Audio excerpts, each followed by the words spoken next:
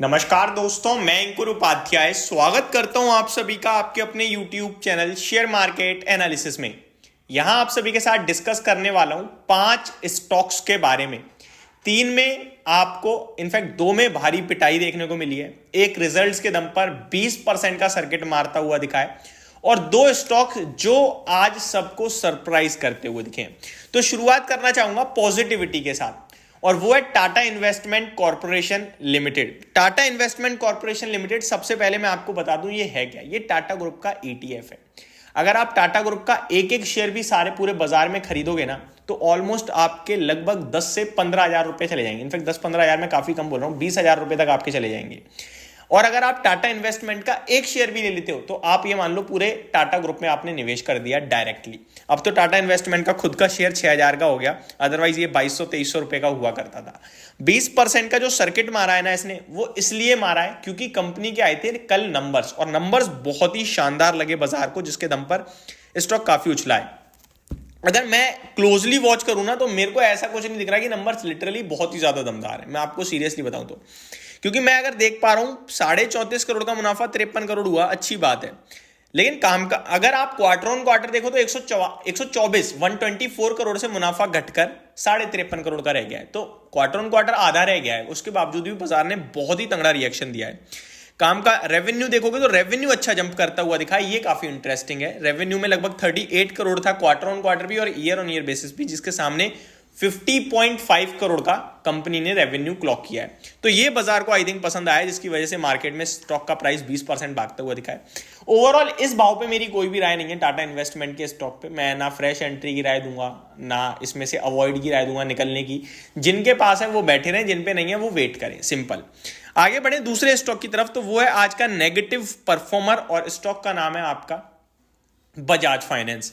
Nifty से ये आज सबसे ज्यादा टूटा है स्टॉक, लगभग 5.25% की गिरावट है। 6800 रुपीज के लेवल्स पे आकर क्लोजिंग देता हुआ दिखा है। केवल बजाज फाइनेंस ही नहीं, बजाज फिनसर्व के आज ओपन मार्केट में नंबर आए और उसके भी कुछ खास नहीं थे, जिसकी वजह से वो भी 3% तक ऑलमोस्ट टूटता हुआ दिखा है।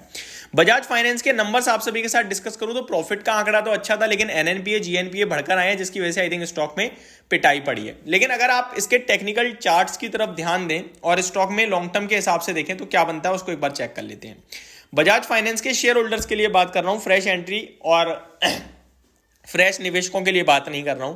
बजाज फाइनेंस ऑलमोस्ट 6 महीने के निचले स्तर पर है और जो भी स्टॉक का सपोर्ट है ना वो यही है 6800 टू 6750 के आसपास। ये लेवल अगर ब्रेक होता है तो स्टॉक में राउंड फिगर ले लो 6720 रुपए, यानी 6720 रुपीज के समथिंग, वो ब्रेक होने पे स्टॉक में 6200 रुपीज तक के लेवल्स आ सकते हैं, जो एक ऐसा भाव होगा आप as a fresh entry as a investor ले सकते हैं। शुरू करना है वहां पे, ऐसा नहीं है सारा लगा देना है। 6200 अगर आ जाए तो पहला इंस्टॉलमेंट डाल देना 100 में से 60 रुपए का, कम से कम 60%, एंड उसके बाद 5800 5900 पे अनदर 20%, एंड उसके बाद आप 20% जब रिबाउंड दे रहा होगा, जब रिकवरी दे रहा होगा तब लगाएंगे हम लोग। ये हमारा व्यू है। और जो ऑलरेडी निवेशित है उसे 6700 का एसएल रखना है ट्रेडर्स के लिए, बीटीएसटी पोजिशनल वालों के लिए। लॉन्ग टर्म निवेशक तो फिर बने ही रहते हैं, वो एक आध क्वार्टर से कुछ नहीं करते हैं, वो बने ही रहते हैं। उनके लिए 6700 का एसएल है, क्योंकि अगर वो ब्रेक हुआ तो फिर आपको 300-400 पॉइंट्स की डायरेक्ट मार पड़ेगी, जो मेरे को दिख पा रहा है चार्ट्स के हिसाब से। अदरवाइज स्टॉक यहीं से घूम जाएगा अगर घूमना होगा तो। अब बढ़ते हैं दूसरे स्टॉक की तरफ, जिसका नाम है कोरोमंडल इंटरनेशनल।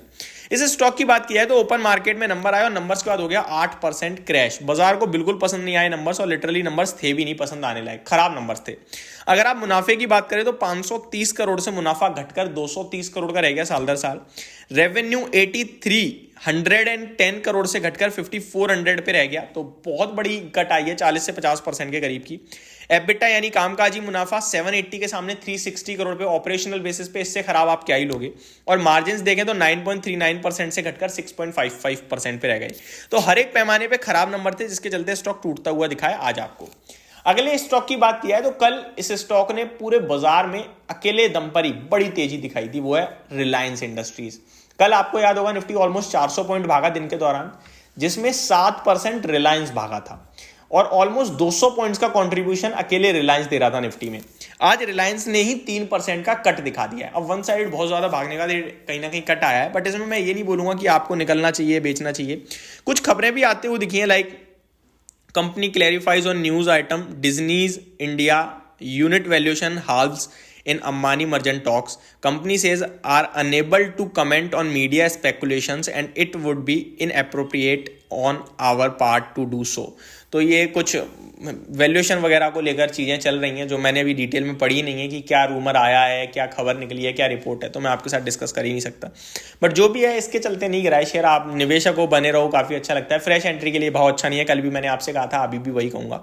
ठीक है, नेक्स्ट स्टॉक है आपका आज जो फोकस में आ गया आखिरी के आधे घंटे में, वो है ट्राइडेंट। काफ़ी लोगों के कमेंट्स भी आ रहे हैं कि आज अचानक से भाई ट्राइडेंट क्यों भागा है। ट्राइडेंट की बात किया तो 7% भागा, 48 रुपये पे आ गया। मैं इस स्टॉक को लेकर आपके साथ कंटिन्यू कह रहा हूँ, बने रहो 50, 52, 55, 60 ये रुपये के लेवल है जो आपको देखने को मिलेंगे। रिजल्ट्स अगर अच्छे आ गए तो 60 रुपीज़ आपको इसी क्वार्टर दिख जाएगा भाव। अगर रिजल्ट्स खराब आए तो एक डिप मार के दोबारा ऊपर जाएगा, लेकिन ये शेयर अभी बेचना नहीं है, ये मैं ऑलरेडी डिस्कस कर चुका हूँ। तो ये मेरी तरफ से आपके लिए पूरी की पूरी वीडियो थी। होप आपको सारी चीज़ें समझ में आई होंगी। Thank you so much for watching this video. Have a great day guys.